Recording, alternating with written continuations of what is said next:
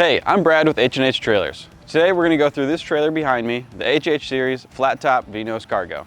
It's a great way to get your cargo from point A to point B while keeping it safe and protected. Let's get into some of the features. Starting up front, I've got three features I want to talk to you guys about. The first is all of our exposed steel is coated with our Battle Coat textured coating. This protects your trailer steel from road debris or rust. Additionally, we have our 24-inch stone guard. When you're hauling this trailer down the road, it protects the exterior of your trailer from chips and dings from anything that might come up. Lastly, in the front, we've got our V-Nose profile. When you're hauling down the road, it provides extra aerodynamics, and once you get in the inside, you'll see that it provides extra bit of cargo space. Here inside, you can see our tube roof bows, which also extends down into our walls. These are welded on and add extra strength and durability to the entire trailer.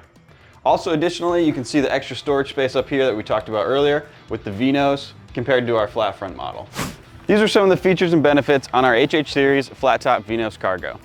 If you want to learn more about this trailer or find a dealer near you, head on over to hhtrailer.com.